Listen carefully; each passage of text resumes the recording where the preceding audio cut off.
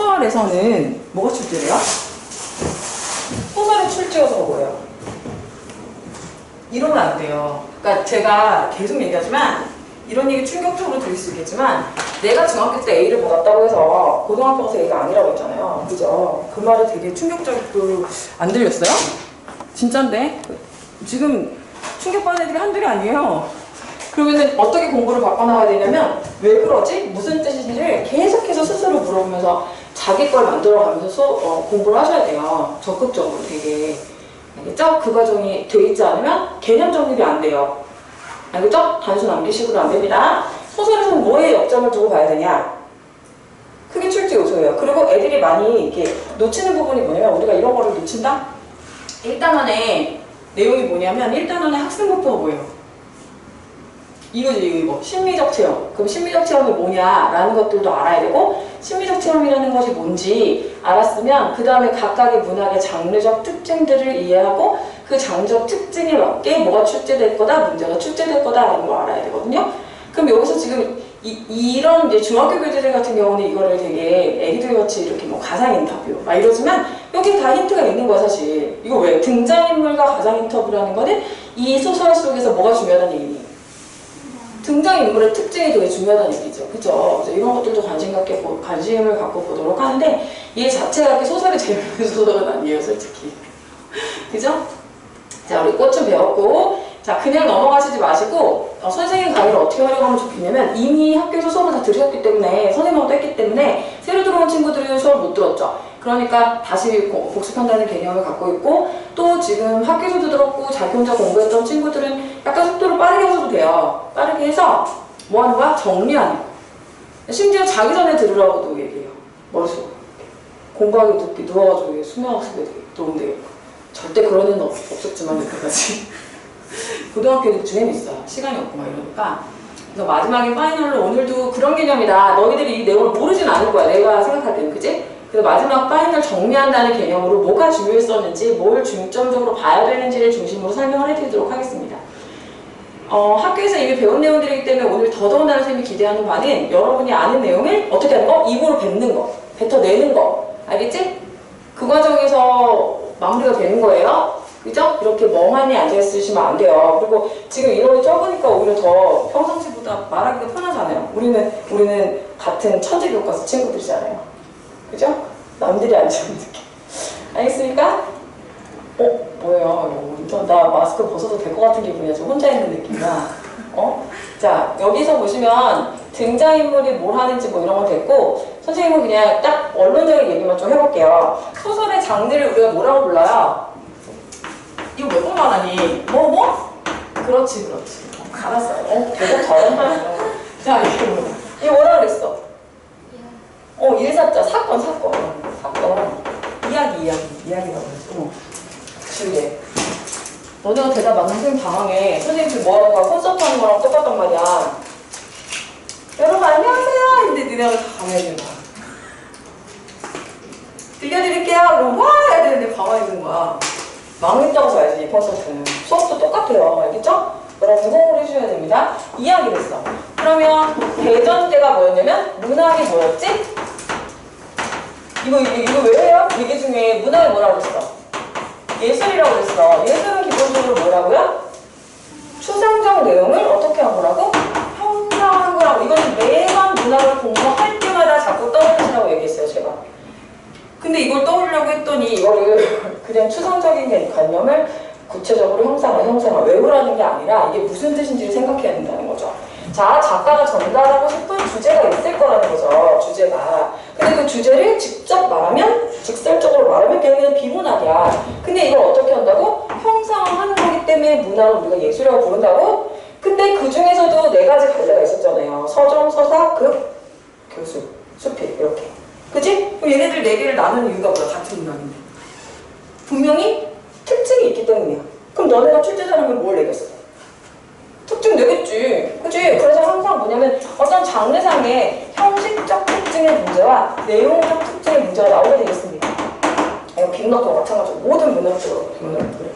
그럼 제가 이제 중학 중등이긴 하지만 좀 벗어나서 우리가 고등 정도 됐다고 생각하고 고등 중에서도 약간 수준 높은 학생들이라는 자부심을 가지시면서 어떻게? 도대체 출제 자유도가 무엇이고 출제를 어떤 식으로 하는지까지 생각하면서 공부할 수 있어야 1등급 맞을 수 있다는 거죠.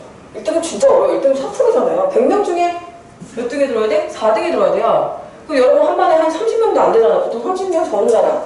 결국 25명 중에 한 1등이야. 반에서 1등이야 돼. 1등급은 무슨 뜻이야? 반에서 1등이야. 알겠니? 저는 1등급 받고 싶지 않네요. 2등급 받는 것도 쉬운 게 아니야. 2등급은 반에서 3등 정도 들어야 되는 거죠. 쉬워요?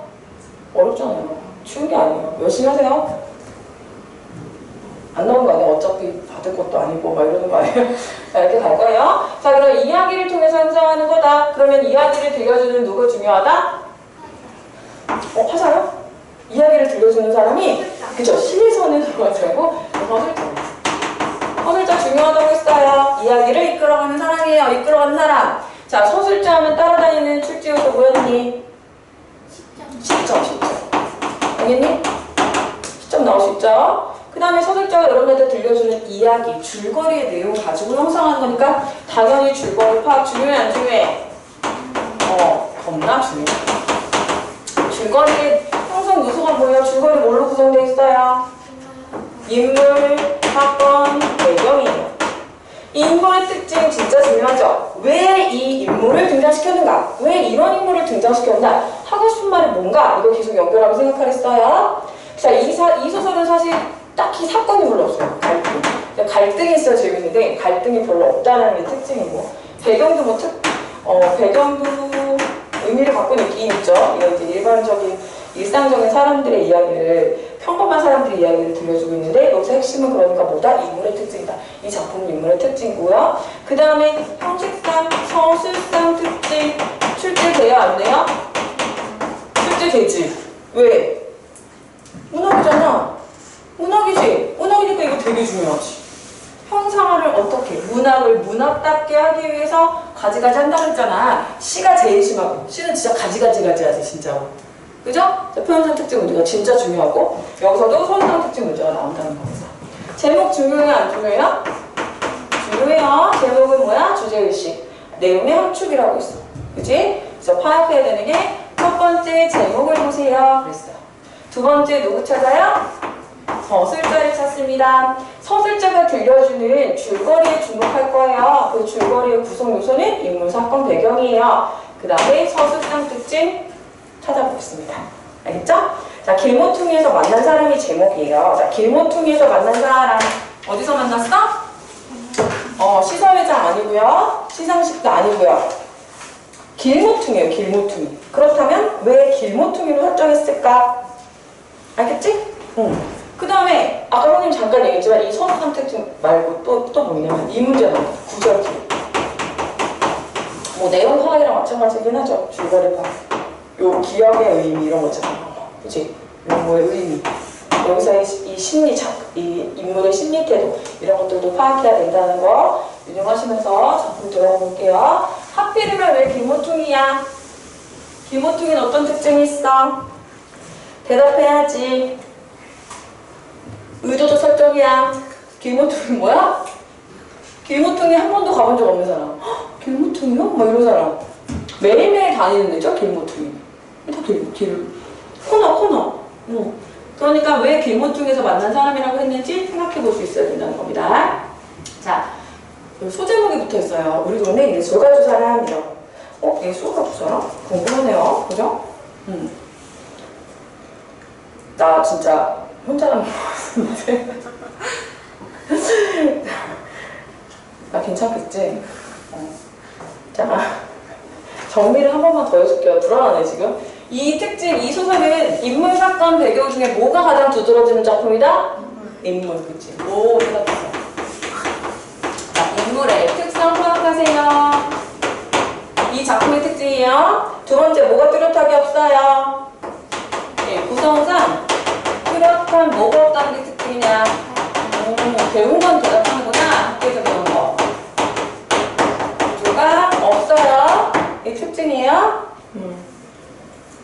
자, 그 다음에 각각 인물들이 쭉 등장하거든요. 그 인물들을 통해서 이거 왜 이래? 그 다음에 인물들을 통해서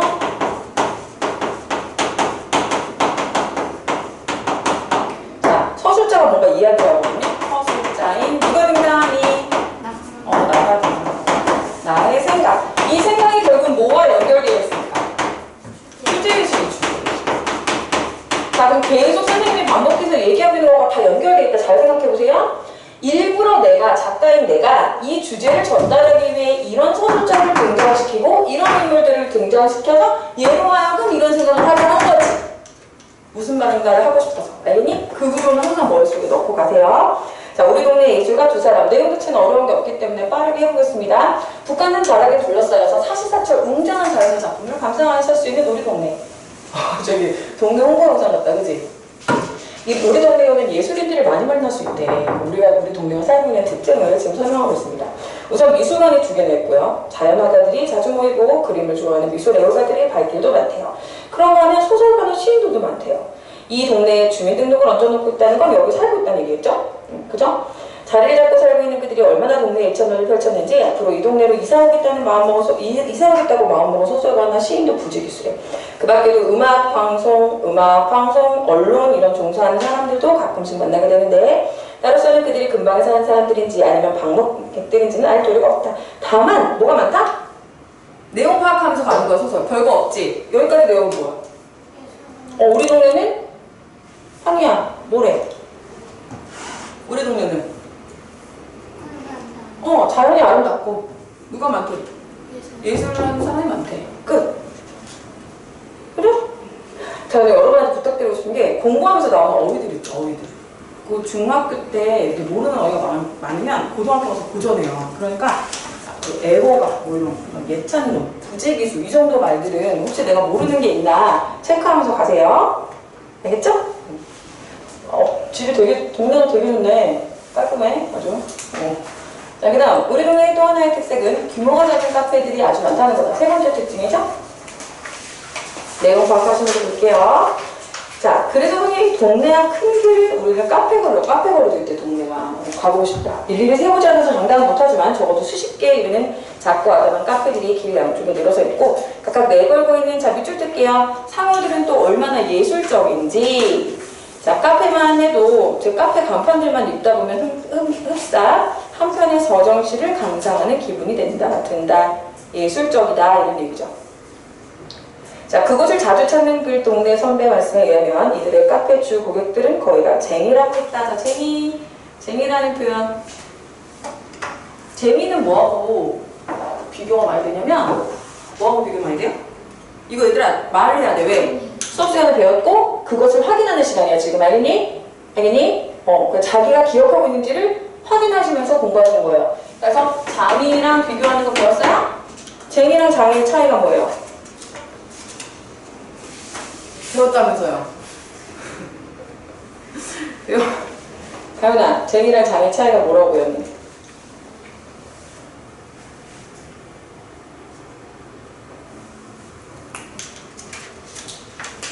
여보세요?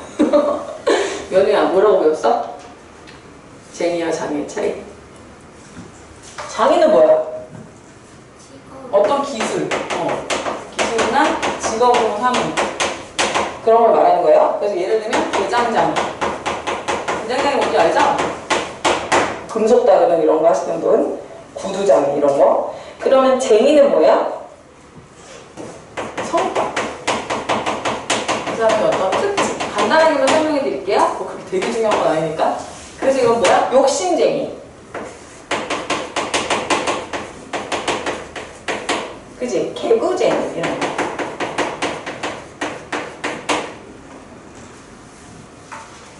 서풍쟁이 뭐 이런 거 있죠. 그 외에도 술을 좋아하는 대학 교수까지 합수해서 그 많은 카페 주인들을 먹여 살린다는 것이었다. 예술적 동네 분위기에 카페들이 많이 생겨났는지 아니면 카페들이 많아 예술인들이 많이 모인 것인지 연결사항은 나도 모르겠지만 어쨌든 중요한 특징은 카페들이 술을 좋아하는 빈약한 주머니 사정의 쟁이들을 예술인을 말하는 거예요. 예술인. 쟁이는 글쟁이 뭐 들어봤죠? 그림쟁이 뭐 이런 거. 글쟁이 뭐 이런 사람들. 재주가 있고 이런 특징을 갖고 있는 사람들. 이런 사람들은 빈약한 주머니는 가난하다는 거예요. 형편이 그렇게 좋진 않다는 건데 포용하고 있는 걸 보면 퇴폐와 한락으로 눈살을 찌푸리게 하는 여느 술집들과는 다르다. 그러니까 약간 여러분 왜 고전시가 같은 데 보면은 풍류를 즐기는 데 있어서 우리나라에서 풍류를 즐길 때 빼놓을 수 없는 게 바로 술과 음악이거든요. 거기서 말하는 술이라는 거는 막 퇴폐적이고 막 번익선 느낌이 아니잖아. 여기서는 뭐야? 예술의 흥취를 높여주는 어떤 보조적 수단, 흥을 더해주는 그런 수단을 느낄 수 있게끔 예술적 분위기에 잘 어울리는 술집까지 있었어. 자, 중요해요? 지금 주제 하나도 안 나왔어요. 네, 여기 이 작품의 특징이에요. 이렇게. 빨리 넘어가겠어요. 그래서 네, 핵심 나오면 갈게요. 자, 그러니까 우리 동네 카페는 포용적이고 예술적이고 우호적이야. 그치? 다른 동네는 퇴폐적이고 활락적인데. 이제까지 나는 우리 동네 예술적 분위기에 대해 긴 설명했다. 본인도 안 해. 그치? 물론 끝없는 자기 극복과 한없는 자기 단련으로 고통의 창조 작업을 하고 있는 예술인들이 많이 모인다는 이야기기도 했다. 사실은 예술 진짜 힘들죠. 무에서 유를 만들어내는 거니까 얼마나 힘들겠어요. 그렇죠? 그런 것들을 하고 있는 사람들이 많이 모인다. 자, 이제부터가 시작이래. 진행을 하고 있어, 본인이. 그지?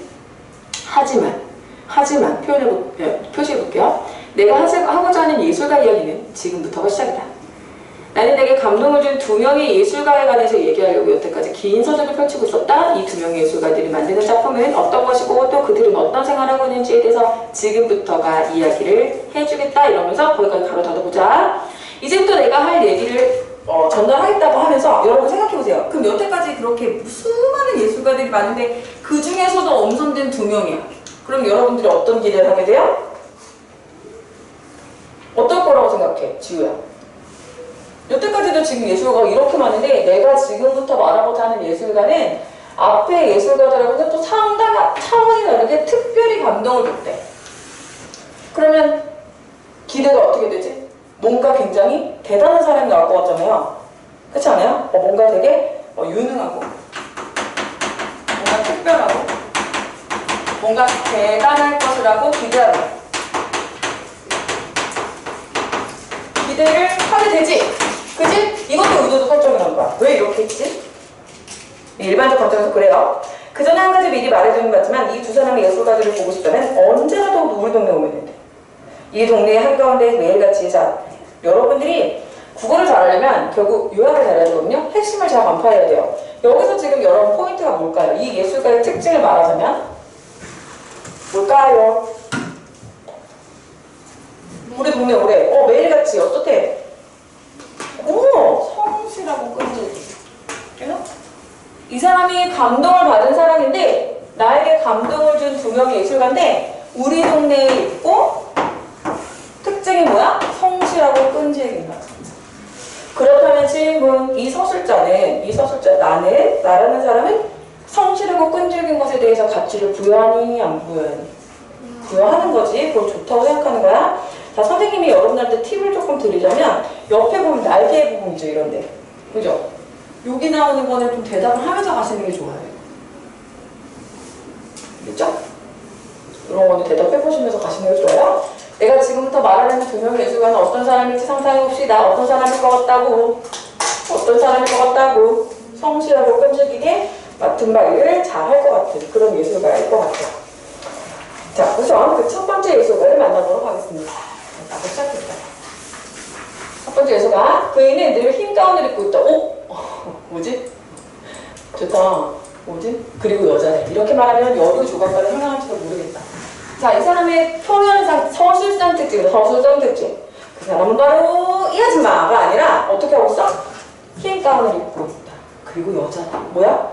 특징을 누군지를 바로 밝히지 않고 특징을 열거해. 왜 이러는 거야? 궁금증을 유발하는 거야. 호기심을 유발하는 거야. 그러니까 이런 걸 뭐라고 하냐면 서술상 특징 맞잖아요. 그죠? 이런 걸 하는 의도가 당연히 알아야 돼요. 알겠죠? 출제 요소예요. 자, 그이가 빚어내는 작품도 일종의 조각이라면 조각일 수 있다. 첫 번째, 호기심. 아직 누군지 몰라요? 그이는 매일 아침 9시에 일터로 나와서 다시 9시가 되면 가운을 벗고 집으로 돌아가는데 일터에서 그는 다소 특징, 무뚝뚝하고 뻑뻑하고 남하고 싱거운 술을 나누는 일도 어때? 잘 웃지도 않고 오히려 늘 화를 내고 있는 것처럼 보이기도 한대요. 자, 보세요. 지금 이 손들 뭐하고 있나요? 소설자 잘 따라갈 때 시선 화자를 잘 따라가야 되듯이 소설자에서는 서술자를 잘 따라가야 되지. 그럼 서술자가 나인데 자, 질문. 내 얘기하고 있나요? 특정 대상을 중심으로 말하고 있나요? 특정 대상을 중심으로. 그치? 내가 뭐하고 있어? 대상을 뭐하고 있니? 관찰하고 있어요. 맞아요? 맞아요? 시점 뭐예요? 기름짐. 네, 관찰자. 이런 거라고 추측해 볼 수 있죠. 그죠? 나가고 싱거운 소리도 안 나누고요. 잘 묻지도 않아요. 자, 질문. 선생님 볼게요. 이 인물은 실존 인물이에요. 작가가 가공해낸 인물이지. 학원인을 이거를 의도적으로 이렇게 하는 거죠. 뭘 보여주려는 건지 볼게요. 그런 얼굴로 그는 늘 일을 하고 있대. 어떤 얼굴이요? 이런 거 잘 찾아야 돼요. 내용을 따라가는 거거든요, 이게. 선생님 그거 해주는 거예요. 어떤 얼굴이에요? 그런 얼굴은? 이게 웃지도 않고 화내고 있는 것처럼 보이는 얼굴이야. 그는 늘 일을 하고 있대요. 그이가 만드는 작품은 불티나게 팔리고 있으므로 쉴 틈도 많지 않다. 묵묵히 일만 하고 있는 그이는 우리는 꼭 나왔어. 첫 번째 예술가 성대 김밥을 준다. 따라서 그이가 만든 작품은 자연의 김밥이란 작품은 김밥. 발상이 일반적이에요? 아니지. 개성있지. 참신하죠? 여러분이 김밥 사는 아주머니를 보면서 야 저분은 예술가라고 할 수 있지라는 생각할 수 있어요? 그런 생각 안 해봤죠. 응? 맛있고 맛없고 저기 햄 많이 넣어주지 막 이런 시금치 빼주지 막 이런 생각을 하지. 그치? 참신한 발상을 한 거예요. 하지만 그이의 김밥은 보통의 김밥과는 아주 달라. 언제 먹어도 그이만이 낼 수 있는 담백하고 구수한 맛이 사람을 끌어당긴다. 잊지 말아야 될 게 있어. 모든 김밥 아줌마가 다 예술가라는 건 아니야. 그치? 어떤 특징을 갖고 있어야 돼요? 있죠 여기? 뭐가 달라야 돼? 하지만 그의 김밥은 여기 예술적인 경지에 이르렀어야 된다는 거야. 자기만 낼 수 있는 그런 담백한 맛이 나야 된다는 거예요. 알겠죠? 자 넘어갈게요. 김밥 아줌마는 작품을 만들 때 사람들이 보고 있으면 막 화를 낸대. 미칠 짓이세요? 누군가가 쳐다보면 마음이 흔들려서 실패작만 나온다는 거. 그러니까 그냥 평범한 사람 막 싸는 김밥 같지만 이분은 굉장히 집중해서 싸고 계신 거죠. 사실은. 그죠? 막 화내 이런 김밥집 가 안 가. 너네. 안 가지. 누군가 쳐다보면 마음이 흔들려서 실패작만 나온다는 거예요. 김밥을 말고 있을 땐 누군가 말을 해도 들은 척을 하지 않는다. 자, 이것을 잘 보시면 잘 보세요. 자, 나의 관점을 잘 살펴볼 건데 이게 결국 작가의 관점이고 주제의식이랑 연결이 되어 있기 때문에 볼 건데요. 사실은 장사하는 사람의 관점, 장사꾼으로서는 어때? 꽝이지, 꽝! 꽝! 그지? 장사꾼으로서의 매너는 꽝이야. 그러면 이 사람은 사실 장사라는 건 뭐지? 자신의 이익이야, 이익. 그지? 막 사람들하고 잘 지내고 친절하고 이렇게 해줘야 장사가 잘 된다라는 거는 알 거야, 그지? 경제적인 이거보다는 뭘 더 중요하게 생각하는 거야? 사실은 그렇지. 김밥을 완성도. 그러니까 얘들아 잘 생각해야 돼. 이 아줌마가 성격이 나빠가지고 이러는 거면 안 되는 거지. 성격이 원래 못 돼가지고 막 성격이 진짜 X여가지고 그러는 거면 안 되는 거고, 이분이 이렇게 무뚝뚝한 이유가 뭐였어요? 연우야, 왜 무뚝뚝해질 수밖에 없었어? 그지? 실패. 흔들리면, 집중력이 떨어지면 실패작이 나오기 때문이야. 그러니까 이분은 이런 것보다 뭐야? 김밥의 완성도를 더 생각하시는 분이야. 그러니까 이거는 일반적인 장사꾼이라기보다는 뭐에 더 가깝다고 이 사람은 판단한 거야? 이거 예술가 아니야, 예술가? 라고 판단할 수 있는 거예요. 이해되셨어요? 뭔지 알겠죠? 이 사람을 왜 이 사람을 예술가라고 말할 수 있는가 하면 김밥의 완성도, 작품성, 열정, 성실성 이런 것 때문에 그러니까 예술가 아니야? 라고 판단한 거야. 알겠니? 됐죠? 파는 일은 전혀 관심 없게 나오죠? 파는 일엔 관심이 없고 오직 김밥을 만드는 행위에만 몰두해 있대. 이게 나의 판단이야. 그러니까 무심히 김밥만 집어서 구경하고 있다가 당했어. 쳐다보고 있으니까 옆구리 터지는 실수를 했다고 신경질을 내는 그이가 무서워서 주문한 김밥을 사는 동안 멀지가 이러면서도 왜 가냐고. 왜 가는 거야? 맛있어. 이 완성도가 진짜 높은 거고 이 열정을 높게 사기 때문에 가는 거예요. 됐나요? 그러나 집에 들어와서 먹어본 김밥은 그에게 당한 것쯤이야 까맣게 잊어버리고 남을 그 환상적이었대. 김밥 돈 몇 푼의 이익을 위해 말아진 그런 김밥이 아니었어. 자, 이게 김밥은 돈 몇 푼의 이익을 위해 말아진 것? 이런 것들 수준을 뛰어넘는 거라는 거죠. 그죠? 야, 이거 한번 먹어보고 싶다. 가봤는데 고봉민 아니야? 그치? 고봉민 김밥 아니야? 선생님도 어릴 때 이런 김밥 동네 하나 있었는데 진짜 김밥이 이만해. 이만해. 싸죠? 김밥 김 한 장으로 하는 게 아니야. 누드김밥이라서 가꾸로 김을 그래가지고 없어졌어. 근데 너무 맛있었는데 너무 많이 해서 그런가? 자, 저 오른쪽 김밥 아줌마가 만드는 김밥을 작품이라고 부르는 까닭 뭐라고? 그렇지. 돈 몇 푼의 이익을 말하는 게 아니라 너 혼을 담아서 막 집중해서 만든 환상적인 맛의 예술품이기 때문이다. 오케이? 자, 두 번째 예술가 만나려고 볼게요. 이제 막 50고개를 넘은 남자야. 이제 50고개라는 건 50살이라는 얘기겠지? 여러분 아버님보다도 뭐 아버지 비슷한 또래 연배거나 조금 더 많거나 좋겠다. 니네 아버지 어리셔서 하루도 빠짐없이 머리에 얹어놓고 있는 빵떡 모자, 아직은 듬직한 몸체, 그리고 늘 웃는 얼굴이 그의 트레이드마크예요. 자, 1년에 12달 거의 빠짐없이 하루에 2차례씩 내가 사는 연립주택에 마당에 나타나는 무엇인 분이지?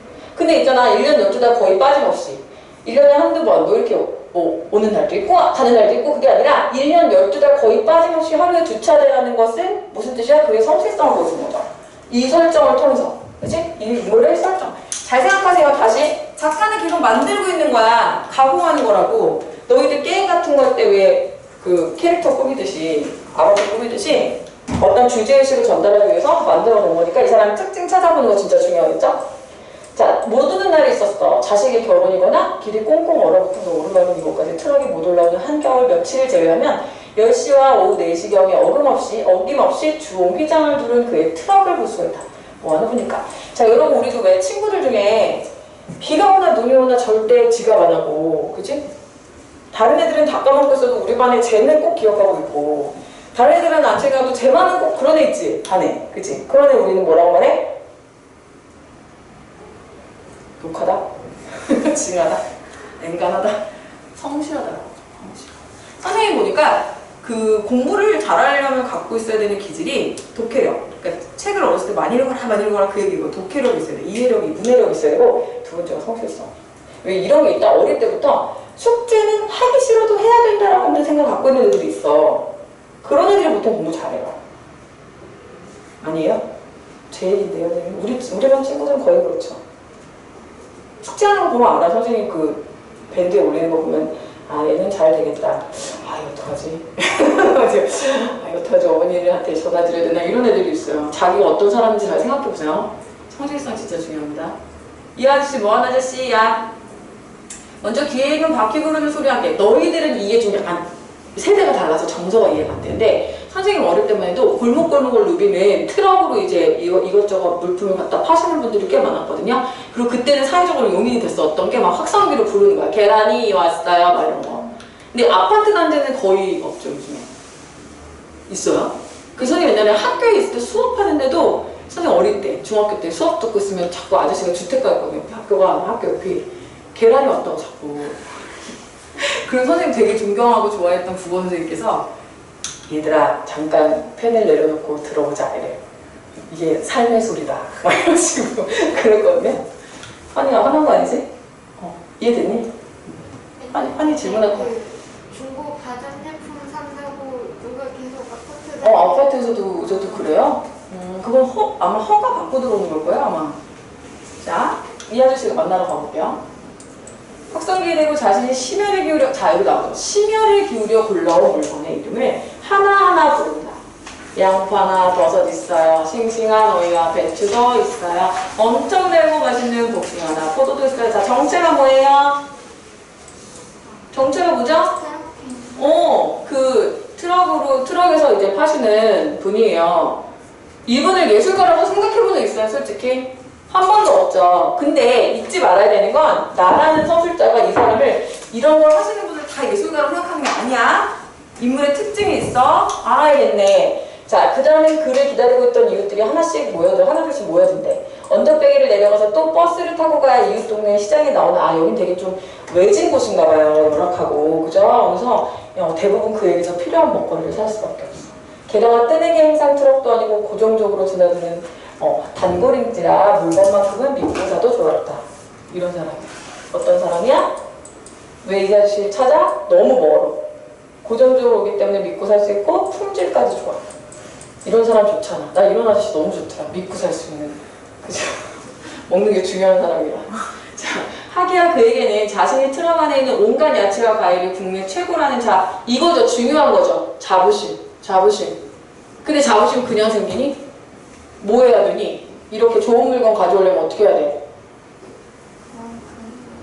부지런해야 되고 정성껏 들여봐야 되는 거야. 그렇지 않아? 이 양파는 좋은 건지 이 참외는 맛있겠는지를 굉장히 집중하고 심혈을 기울여서 하나하나 애정을 갖고 담아와야 되는 거야. 맞니? 그게 중요한 거지. 그는 오이 하나를 사는 손님일지라도 이 오이의 산지는 어디고 도매 가격은 또 얼마나 높은 최상품인가를 일일이 설명하느라 늘 입이 쉴 새가 없었다.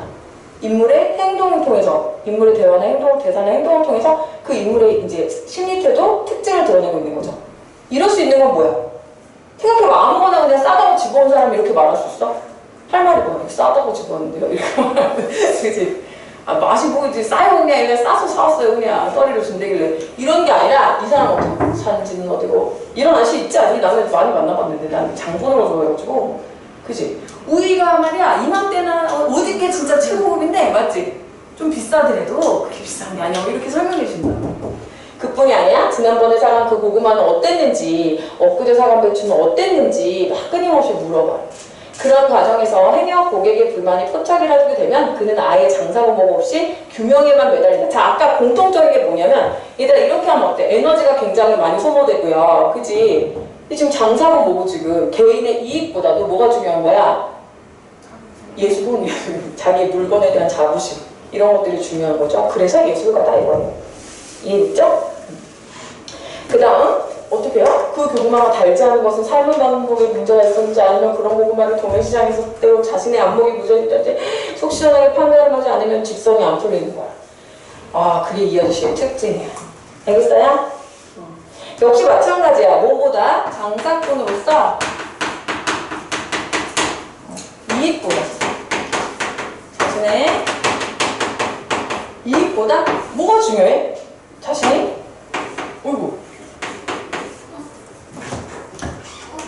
뭐야? 무슨 일이지? 누가 그랬어? 아무도 안 그랬어요. 뭐야? 사실 무서워. 좋은 예감인데?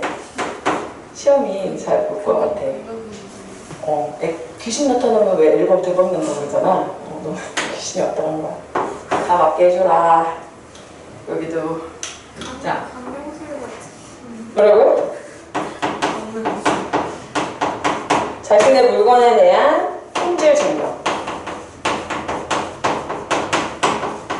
여기에 올인을 하는 거야, 그치? 여기에 막 집중을 하는 거예요, 그죠? 이거 뭘 갖고 있는 사람이야? 전문성. 끈기. 성실. 이런 거 보이죠? 그죠? 그러니까 뭐라고 할 수 있는 거야? 그러니까 예술가 아니야? 그래서 예술가라고 하시지. 아무도 그렇게 생각 안 해봤지만 나도 이런 거 예술가라고 생각해. 자신이 파는 물건이 최고라는 소리를 듣기 위해서 트럭 행상을 하는 사람처럼 보인다. 그 정도야. 손님이 없을 때는 늘 자신의 물건을 정리하고 다듬고 막 몰두해 있고 호박 한 개를 집을 때도 두 손으로 조심조심 자신의 파는 물건을 아끼고 소중하게 다루고 있습니다. 재밌네. 또 소설 너네랑 하니까. 아니 세상 재미없는 소설이거든 사실 이거. 그렇지 않아요? 그는 자기가 팔고 있는 쑥갓이나 양파에 대해서 이야기를 좋아해. 나는 그가 다른 화제를 입 밖에 올리는 걸 본 적이 없어. 마늘, 포도, 쪽파, 무에 대해서 얘기해. 그것들이 왜 좋은 물건인지에 대해서만 이야기합니다. 가령 이런 식입니다. 어떤 사람이야? 이 마늘을 보세요. 어느 한 군데도 흠이 없잖아요? 이렇게 붉은색하고 중간짜리가 상품이죠. 그리고 반듯반듯 패인 줄을 보세요. 이런 거 짜기면 어김없이 얻을 줄이야. 막 이래. 그치? 해박한 지식을 가지고 있습니다. 애정이 느껴져 자기 일에 대해서. 그죠? 이보다 더 좋은 마늘을 파는 사람 있으면 나 물어가서 얘기다. 정말이야. 그런 사람은 나 말고 또 있으면 만약 그렇다면 나 이날로 장사 접어치울 거야. 이런 아저씨 좀 본 적 어디서 한번 본 것 같지 않아요? 아니 정말 그렇게 한다니까요. 자신감과 자존심. 내가 보기에는 만약 그런 사람이 나타나면 장사를 집어치우는 것으로 끝낼 그가 결코 아니다. 아마 그 이상의 불행한 일이 일어날지도 모른다. 예술가들만큼 자존심 센 사람은 없으니까. 그리고 최고의 가치만 추구하는 주홍토록의 그는 분명. 자, 예술가는 틀림없다. 자, 자신이 파는 물건을 최고라고 자부하고 자신의 사사로운 이익보다는 물건에 대한 품질을 증명하려고 거기에 매달리고, 그치? 전문성을 갖고 있는 사람이기 때문에 그렇다는 거죠. 됐어요? 자, 그래서 우리가 확인해야 되는 게 여기 정리가 다 돼 있어요. 선생님도 설명을 다 해줬지만. 이게 다 정리되어 있습니다. 참고하시면 될 것 같고. 저는 근데 여러분들이 나중에는 안 보고 정리할 수 있어야 돼요. 알겠죠? 시는 뭐 더 말할 것도 없고 시는 더 중요하고. 됐나요? 자, 오른쪽에 빵똥모자 아저씨가 자신이 파는 물건에 관해 이야기하기를 좋아하는 이유는 뭘까요? 얘들아, 내가 아는 게 많으면 물어봐 주는 게 좋지만 아는 게 하나도 없으면 누가 물어보면 너무 싫잖아. 일단 아는 게 많기 때문에 그래요. 해박한 지식이 많고, 또 하나는 또 뭐 있어요? 자부심. 그죠? 자부심이 있으니까 말하고 싶은 거죠. 그래서 왜 정말 우리는 듣기 싫을 수 있지만 주변에 그렇게 손주 자랑하고 막 아들 자랑, 자식 자랑, 자부심 있어서 나는 너무 심한 아줌마를 봤어. 나는 내 친구한테 들으면 애가 6살이래. 판교사인데 판교. 근데 자기 손주가 1등이라는 거야. 6살에 1등이라는 건 어떻게 증명하는 거니? 6살. 자, 이제 마지막이에요, 마지막. 어제 5시 잤으니 얼마나 졸려요. 이겨내고 있으면 예술가예요, 예술가. 유수빈이. 팔 풀고, 자신의 사사로운 이익보다는. 추워. 추워서. 눈을 깜빡깜빡거리는 것도 추워서인가? 그건 아니야. 수빈아, 너도 되게 재밌을 것 같은데? 뭐예요? 말 한 번 트면 아니야? 모르겠어요. 모르겠어? 내가 싹싹하게 잘하는데? 자, 김대호 씨. 왜 이렇게 웃겨 이런 거? 김대호 씨를 읽을 때는 김대호 씨의 생김새와 말투를 상상하면서 읽어볼게요. 알겠죠? 자, 우리 지금 예술가 2명 만났거든요? 이 사람도 예술가인가 봐요. 이유가 뭐지? 김대호 씨는 느리고 길게. 느리고 길게. 이 사람은 나의 생각이죠. 느리고 길다라는 자신의 판단이에요. 나의 판단. 그를 아는 사람이라면 나의 이 간결한 인물의 묘사에 대해서 단숨에 동의할 거래. 난 그걸 믿는데. 이렇게 동의할 거라는 걸 믿는데. 왜냐면 그처럼 길고 느린 사람은 아직까지 만나본 적이 없대. 김대호 씨는 도대체가 빠릿빠릿한 구석이 좀 있다. 일반적으로 빠릿빠릿하지 않은 것에 대해서는 사람들을 긍정적으로 보나요? 사실 그렇지 않죠. 우리 시대가 지금 굉장히 빠른 걸 요구하는 시대이기 때문에 그런 현대사회의 관점에서 봤을 때는 뭐 좋은 장점이다라고 보긴 좀 어렵거든요. 아무리 급한 일이 생겨도 김대호 씨 특유의 느릿느릿한 걸음에 속력이 붙는 것을 기대할 수가 없대. 거기에 대해서 그는 아주 그럴싸한 이유를 가지고 있다. 그래봤자 마찬가지니까요. 전 다리가 길잖아요. 남들 2걸음 걸을 때 한 발자국씩 옮기면 되는데 뭐 하려고 귀찮게 그런데요. 자, 가로 잡아보세요. 이 인물의 말, 행동을 통해서 인물의 성격을 우리가 짐작해 볼 수 있거든요. 그랬을 때 누가 이렇게 지적을 해도 뭐라 그러는 거야, 지금. 굉장히 유연하게 대처하고 확전적으로 그냥 좋게 생각하면 좋게. 어차피 이만큼 가는 거 난 이렇게 빨리 가면 돼요. 이렇게 넓게 2걸음 걸 때 한 발자국 옮기면 돼요. 그의 말도 틀린 건 아니래. 186cm예요. 요즘에 186cm가 뭐 그렇게 되게 큰 키는 아닌데. 그죠? 옛날, 조금 시간이 지난 소설, 아주 오래된 소설은 아니지만, 김대호 씨는 하도 길어서 어지간한 사람은 그하고 이야기를 하다 보면 목 부분에 통증을 느낀대. 키가 크다 보니 신체 여러 부분들도 남들보다 유별나게 길죠. 얼굴도 길고, 코도 길고, 손가락도 길고. 자, 생김새와 말투를 상상하면서 볼 건데, 지금 이 부분은 어떤 부분에서 인물의 성격을 어떻게 파악하고, 어떻게 제시되고 있는지 물어볼 수 있는 관점이 있어요. 뭐냐면, 아까 처음 같은 경우는 느리고 길다라고 뭐야? 자신의 판단을 직접적으로 말했죠. 그죠? 그 다음에 여기 지금 묘사하고 있잖아요. 그죠? 묘사하고 있죠? 그뿐만 아니라 김대호 씨는 말도 아주 느릿느릿 말꼬리를 길게 빼는 버릇을 가지고 있다. 가로칠게요. 지금부터 성질 급한독은 김대호 씨의 말을 듣다 답답해서 혈압이 올랐다는 소문도 있고 실제로 어떤 친구는 한숨씩 자고 일어나서 들었다. 김대호 씨의 말을 이해하는데 아무런 지장이 없다는 실험 보고까지 있는 실정이다. 바로 닫아볼게요. 이 부분 중요한데 얘들아 진짜? 정말? 그럴까? 설마? 이런 생각 들지 않아? 아무리 말을 길게 한다고 해도 야, 성질 급한 사람은 혈압이 올랐고 실제로 어떤 친구는 한숨 자고 일어나서 들어도 김대호 씨의 말을 이해하는데 지장이 없다고 뭐 이럴까? 진짜? 이런 생각 들죠? 그죠? 네, 과장입니다. 과장입니다. 과장. 이 과장을 통해서 뭐야? 재치 있고 되게 뭔가 해학적인 그런 느낌을 주죠. 그는 자신이 길다는 것을 아주 잘한다. 그래서 하루에도 몇 번씩 제가 긴데요 라고 말하는 일지도 모른다. 정말이다. 그는 그렇게 늘 말한대. 제가 긴데요. 전화벨이 울린다. 김대호 씨가 전화를 받는다. 그러면 사무실 내의 모든 눈이 그에게 쏠린다. 나는 솔직히 니네가 이 부분을 좀 이해하기 어려웠을 것 같아. 그래. 이게 뭐, 이게 왜 하는 건지 그런 생각하지 않았니? 솔직히. 앞부분까지 이해해. 김밥 아저씨랑 아저씨래. 김밥 아줌마랑 빵떡 아저씨까지 이해를 하는데, 이거는 니네가 받아들이는 코드가 조금. 왜 그러냐면, 이 김대호가 뭔지 일단 아셔야 돼요. 김대호는 사무실에서 전화를 해가지고 누군가가 바꿔달라고 하면, 특유의 느릿느릿한 말투로 이렇게 말한다. 제가 긴데요? 예. 얘들아, 기여 아니여 들어봤어? 사투리 중에? 기여가 뭐야? 맞다란 뜻이야. 그지? 제가 긴데요 라는 거는 이게 될까? 느려 이게? 기여 아니여. 아니요. 이런 얘기 들어봤지? 경상도 사투리죠 이거. 기여 아니여. 기다라는 게 여기서 그러면 맞다. 맞다는 뜻이야, 기다가. 제가 긴데요? 제가 맞아요. 이 뜻이거든요. 근데 이 사람 이름이 뭐예요? 김대호지. 그치? 김대호. 자, 선생님 만약에 출석을 부른다고 생각해봐. 김대호. 이게 비슷하네. 아, 비슷하긴 해요. 선생님 발음이 너무 정확한 거지. 김대호. 비슷하지? 이거 뭐야? 발음의 유사성이야.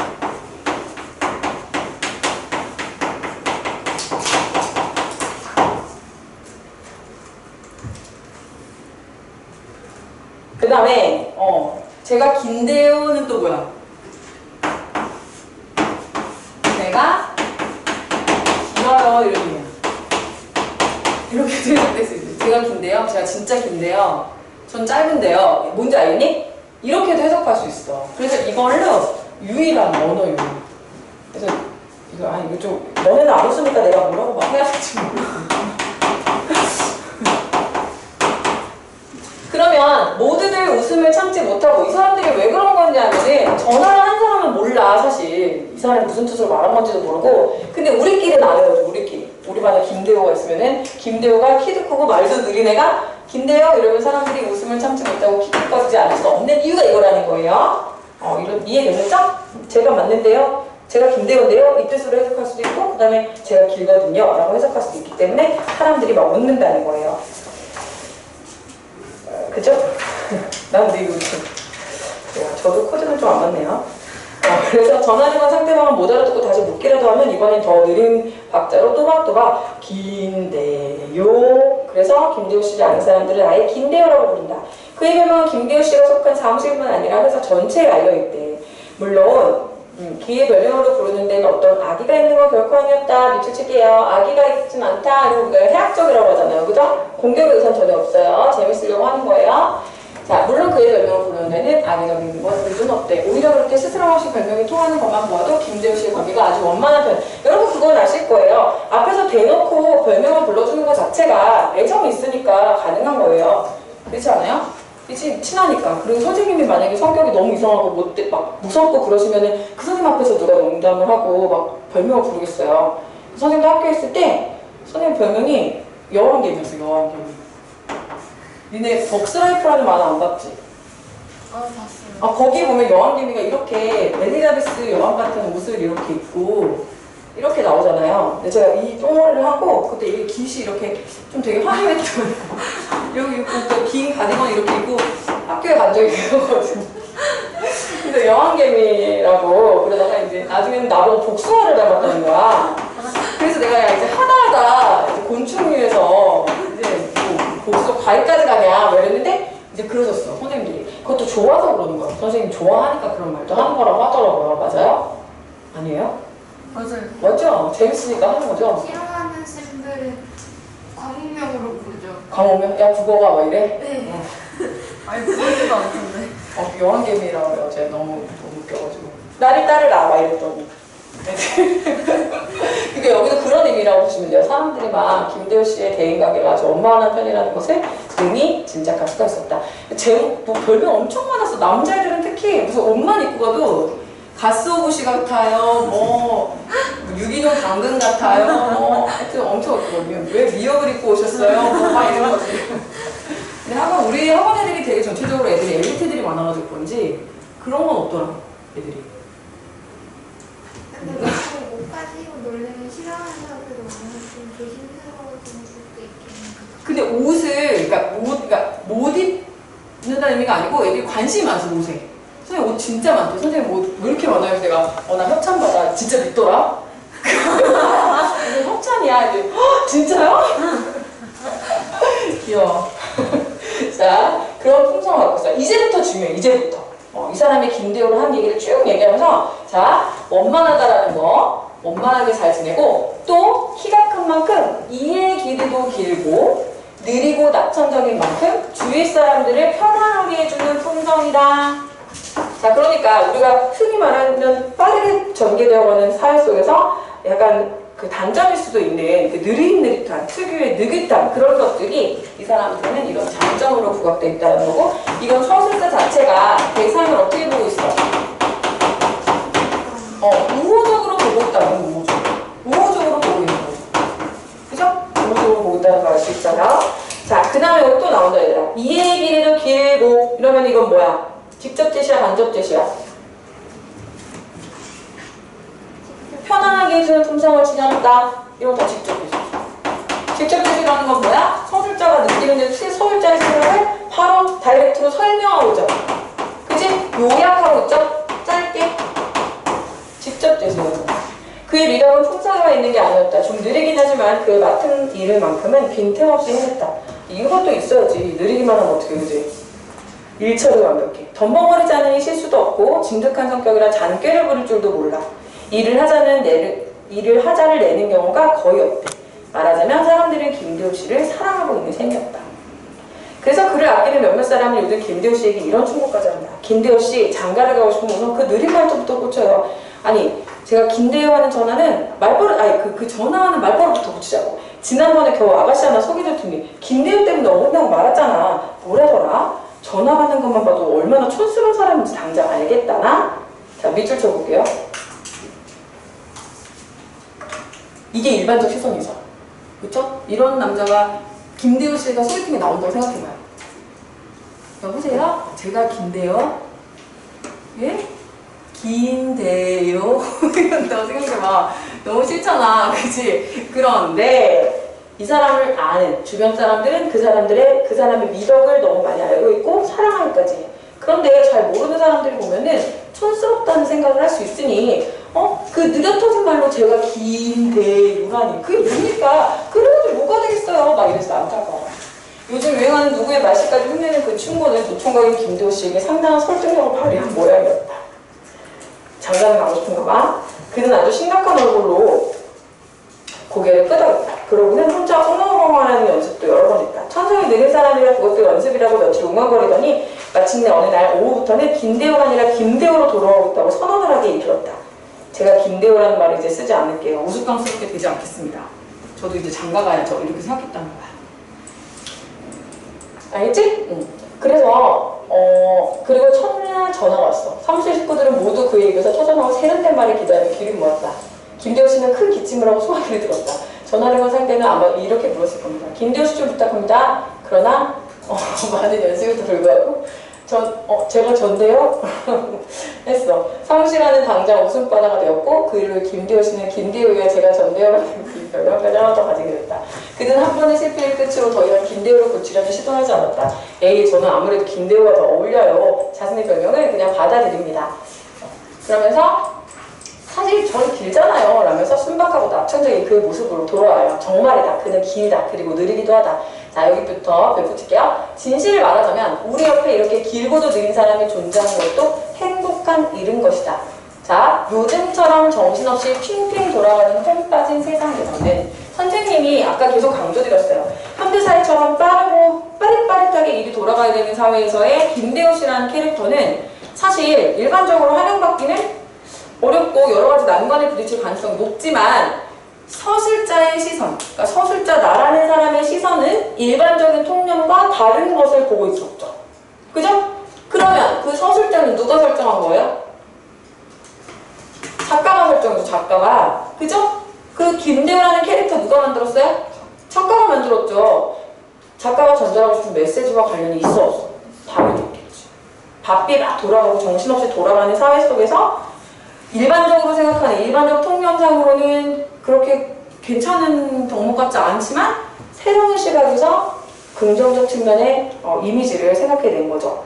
그래서 김대우 씨에 대한 나의 평가에 공감하나요? 라는 질문에 공감한다와 공감하지 않는다 라고 있어요. 그리고 정답은 없어요. 사실 이런 관점에서 보는 작품을 통해서 여러분들이 판단하시면 되는 거죠. 이렇게 생각해보면 좋은 거고. 자, 공감하는 사람도 있을 거야. 이렇게 여유 있는 사람이 있으면 여유가 생길 거야. 하지만 공감하지 않는 사람도 있어. 정신없이 바빠 죽겠는데 저렇게 하고 있으면 진짜 미치는 거지. 같이 일하려면. 이렇게 생각하는 사람도 있을 수 있죠. 자, 어쨌든 마지막 부분에 느리지만 성실하게 살아가는 김대호 씨를 끝으로 3명의 인물을 여러분들한테 보여줬어요. 근데 이 3명의 인물 특징 다 뭐예요? 흔하게, 우리 주변에 흔하게 만날 수 있는 평범한 사람들, 그래서 길모퉁에서 만난 사람이에요. 자, 그럼 결과적으로 우리가 이 작가가 하고 싶은 말을 우리가 한번 찾아보자는 거죠. 하고 싶은 말. 하고 싶은 말 뒤로 가볼게요. 여기 다음 페이지에 이게 있거든요. 김밥 아줌마의 작품을 작품이라 부르고 빵떡 모자 아저씨의 최고의 가치를 추구하는 예술가라고 칭하고 김대우 씨가 존재하는 것 자체가 행복한 일이라고 말하는 것 자체가 대상을 대하는 서술자의 태도가 어떻다라는 거 알 수 있어? 중요합니다. 옹호적이고요. 긍정적이고요. 예찬적이라는 건 뭐냐면 칭찬한다는 얘기죠. 자, 심리적 체험. 우리가 어떤 문학작품을 보고서 그 안에 있는 어떤 사건을 접하면서 그 안에 등장인물들을 접하면서 여러분이 스스로 깨달을 수 있는 부분. 아름다움을 어떻게 어디서 느낄 수 있어? 자신의 삶을 열심히 살아가는 모습에서 참 가치 있는 삶이다 라고 생각할 수 있죠. 정신없이 살아가는 우리의 삶을 돌아볼 수 있는 그런 경험을 할 수 있다는 거예요. 이런 스토리를 통해서. 알겠죠? 그리고 문학작품이 갖는 기능이기도 합니다. 자, 이제 맨 앞으로 돌아가면은 내용 정리가 있어요. 오늘 선생님이 지난번에 준 시험 대비자료 다 가지고 왔나요? 안 가져왔어요? 맨몸으로 왔어요, 이렇게? 경쾌하게? 그리고 오늘 집에 가서 어떤 거요? 문법 책이요? 아니, 우리도 가면은 제가 문법 시험지를 드리긴 드릴 거예요. 근데 이제 선생님 욕심은 지금 혹시 가져왔으면 집에 가서 푸셔도 상관없죠. 오늘 공부하셔서 오늘 풀어보세요. 오늘 문화 끝내요. 꽃도 가서 다시 들어보고. 됐어요? 자, 그럼 제일 첫 번째 페이지 보시면 작품 정리 나와요.